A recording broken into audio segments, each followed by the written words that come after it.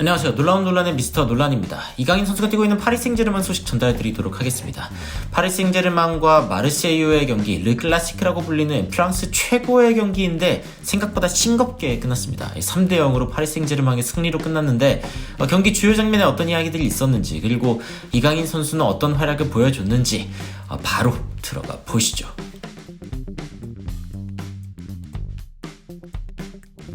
일단 오늘 경기 눈에 띄는 선수들이 좀 있습니다. 토트넘에서 뛰었던 호장군 피에르 에밀 호이비에르의 모습이 일단 보였고요. 그리고 이제 PSG 그리고 마르세유에서 둘 다 뛴 네 번째 선수 아드리앙 라비오 선수가 보입니다. 라비오 선수에 대해서 파리 생제르맹 팬들이 어마무시하게 이제 분노하는, 그리고 뭔가 이렇게 짤들을 많이 내놓는 그런 장면들도 있었는데, 여튼 라비오 호이비에르 그리고 이제 그 EPL에서도 뛰었었던 메이슨 그린우드의 모습이 보입니다.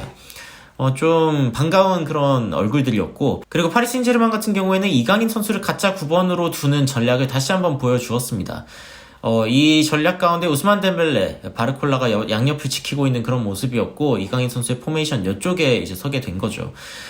이날 경기는 생각보다 빠른 시간에 파리 생제르맹의 선제골이 터지면서 좀 수월하게 운영을 할 수가 있었습니다.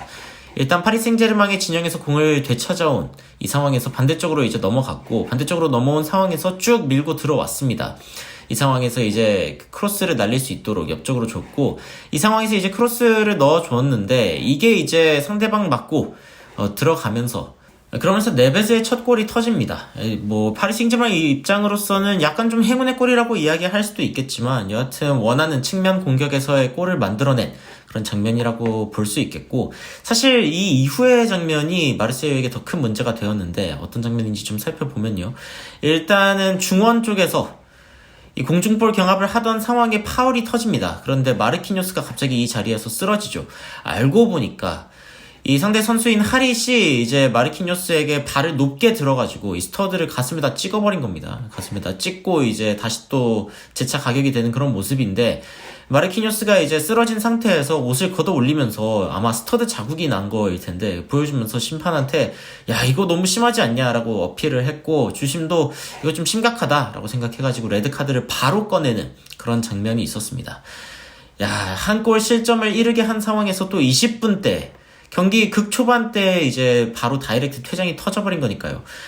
몇몇 팬들은 좀 이 조치가 심각하다, 어떻게 보면은 너무 심한 레드카드 아니냐라고 이야기를 하기도 했지만, 그런데 이 레드카드 자체에 대해서는 VAR도 돌려본 상황이었기 때문에 어쩔 수 없이 그대로 진행되는, 그리고 확실하게 그냥 레드카드를 못 박아버리는 그런 장면이 있었습니다. 그래서 지금 마르세유 입장에서는 굉장히 아쉬운 장면이 나온 거고, 파리 생제르맹 입장에서는 절호의 기회인 건데 28분에 그 기회를 또 골로 만드는 장면이 있었습니다. 그리고 이강인 선수의 거의 장풍샷이라고 할 수 있는, 거의 기점에 준하는 어떤 그런 부분이라고 할 수 있는데, 일단 크로스가 들어왔습니다. 크로스가 들어왔고, 이 장면에서 이강인 선수가 공을 못 건드렸는데 상대 수비수가 이강인 선수를 좀 많이 견제한 건지 공을 일단은 차버리거든요. 근데 이게 골문 쪽으로 흘러가 버리기 시작합니다. 근데 문제가 뭐냐, 골키퍼가 역동작 상황이었다는 거죠. 그래서 이제 공을 건든 상황에서 와, 이거 역동작 그냥 그대로 굴러 들어가게 생겼는데 이강인 선수는 멈칫했다가 다시 뛰어 들어갑니다.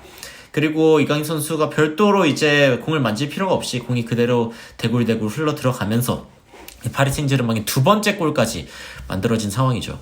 레드카드의 자책골, 이렇게 완벽하게 마르세유가 제 발에 걸려서 넘어져 버리는 상황이 된 거고, 이 장면은 제가 이강인 선수 너무 이제 멋진 장면이어가지고 가지고 왔는데, 패스를 공급받은 상황, 이강인 선수가 2명 정도가 달라붙은 상황에서 퍼스트 터치로 딱 제껴내고 반대쪽으로 공을 주는 장면입니다. 근데 이 공이 정말 예술적입니다. 이강인 선수가 넘겨준 요 공은 상대방의 수비가 다 자신 쪽에 몰려있는 상황에서 반대쪽으로 준 거죠. 이거는 골이 됐어야 했는데 애매하게 크로스를 하다가 날려버려가지고, 그래서 이제 제대로 좀 처리가 되지 못했고, 오히려 파리 생제르맹의 세 번째 골은 39분에 나왔습니다. 이강인 선수가 실제로 기점이 된 장면인데 안쪽으로 딱 넣어주는 장면이죠.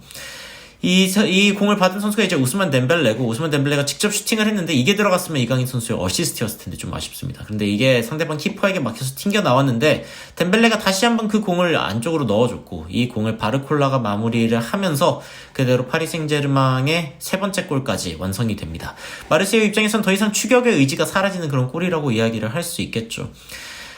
근데 이 뒤에 장면들이 좀 아쉬웠습니다. 그러니까 파리 생제르맹은 후반전 내내 엄청나게 많은 기회가 있었지만 결국에 골로 아무것도 연결시키지 못하면서 그대로 3대 0으로 경기를 마무리해버린 것이죠. 전반전에 넣은 이 3골이 전부였고, 파리 생제르맹은 사실상 정말 많은 득점을 기록하면서 마르세유에게 역사적인 대패를 안길 수 있었던 상황이었는데, 공격수들의 컨디션이 안 좋았는지 0점 조절이 잘 안 됐는지 여하튼 골이 안 들어가면서 이대로 경기가 마무리되어버리고 말았습니다. 이날 경기 평점을 보면은 퇴장당한 하릿 선수는 레드카드에 3.7점을 받았고, 메이슨 그린우드 5.7점, 그나마 호이비에르 6.2점, 라비오가 6.9점을 받았네요. 파리 생제르맹 쪽에서는 우스만 덴벨레가 8.3점으로 가장 높은 점수인가 싶었는데 네베즈 선수가 일단 맨 오브 더 매치를 기록하게 되었고, 골을 넣기도 했으니까 말이죠. 이강인 선수는 7.1점, 바르콜라 선수는 7.4점 정도 기록했습니다. 이강인 선수 세부 지표를 좀 살펴보면은 터치 56번, 패스 48번 중에 46번 성공하면서 96%의 패스 성공률을 보여줬고, 키패스 1회, 롱볼 1회 중에 1회 성공, 그리고 경합도 많이 참여해줬는데 땅볼 경합 4번 중에 1번 성공, 그리고 공중볼 경합도 성공해주는 투지 넘치는 모습을 평소처럼 보여줬습니다. 경기는 3대 0으로 끝났는데 파리 생제르맹에게는 굉장히 승점 6점 같은 그런 경기였습니다. 왜냐면 마르세유가 이기게 되면 승점 20점으로 올라오면서 순위가 뒤바뀔 수도 있고, 그렇게 되면 이제 승점 20점 팀이 3명이었겠죠. 3팀이었겠죠. 그런데 이제 파리 생제르맹이 이번 경기를 이겨내면서 결국에는 리그 단독 1위를 기록할 수 있는 그런 상황이 된 것입니다. 그런데 이런 경기를 보여줬음에도 불구하고 파리 생제르맹 팬들은 굉장한 분노를 나타냈는데, 바르콜라, 덴벨레, 루이즈 너무 많이 날려버렸고 탐욕이 너무 많다.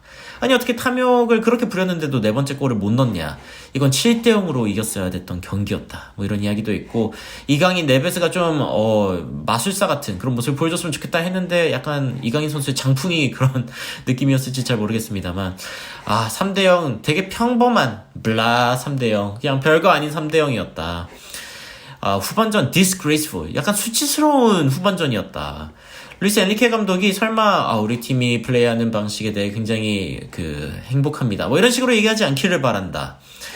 클린시트를 유지하는 게 작전이었을까? 이런 식의 이야기도 있지만, 근데 사실은 선수들의 결정력이 안 좋았던 게 더 많다고 봅니다. 이런 찬스를 받았는데 프로 선수라면은 더 나은 모습 보여줘야 됐던 거 아니냐, 이런 식의 반응도 있고, 11대 10으로 70분간 뛰었는데 한 골 넣었다, 이건 좀 걱정된다라는 이야기도 있습니다. 아니 경기 이겼는데 뭐가 걱정이냐라고 할 수도 있겠지만, 문제는 이제 챔피언스 리그에서 경기력을 좀 끌어올려줘야 되는데, 국내 리그에서 아무래도 이런 모습을 보이고 있는 걸 보면은 팬들은 좀 걱정할 수밖에 없죠. 더군다나 다음 경기가 아틀레티코 마드리드, 바이에른 뮌헨, 맨시티, 이런 굵직한 팀들과 있다 보니요, 이런 점들이 이제 신경이 쓰일 수밖에 없을 것 같습니다. 그렇다고 잘츠부르크나 스투트가르트가 만만한 팀도 아니고요. 이런 상황 가운데 파리 생제르맹 팬들이 걱정할 만하죠. 챔피언스 리그에서는 지금 19위를 기록하고 있는 PSG이고 24위 안에 들어야 이제 플레이오프로 16강 나갈 수 있기 때문에 일단 탈락하지 않고 버티는 거를 목표로 삼아야 할 정도로 지금 상태가 그렇게 좋지 않은 상황입니다. 이번 경기 74.5%의 점유율을 가지고서도 3골밖에 못 넣었다. 8개의 유효 슈팅, 19개의 슈팅 시도가 있었음에도 불구하고 3골. 이거는 좀 아쉽지 않냐, 이런 반응들이 나오고 있는 것입니다. 그래도 이번 경기 이강인 선수는 꽤 나쁘지 않은 모습을 보여줬는데, 근데 문제는 주변 공격수들이 탐욕스러울 때 이강인 선수가 직접 슈팅할 기회가 거의 없단 말이죠. 그래서 이강인 선수의 슈팅 지표도 거의 안 찍히다시피 했는데, 이런 부분을 보면은 이강인 선수를 각자 9번으로 쓰는 게 약간 좀 아쉽다라는 생각이 들기도 합니다. 여러분들은 오늘 경기를 보시면서 어떤 생각이 드셨는지 굉장히 궁금한데, 댓글로 의견 남겨주시면은 더욱 흥미롭고 재밌는 외신 소식 그리고 해외 반응으로 찾아뵙도록 하겠습니다. 이상 놀라운 논란 미스터 논란이었습니다. 시청해주셔서 감사합니다.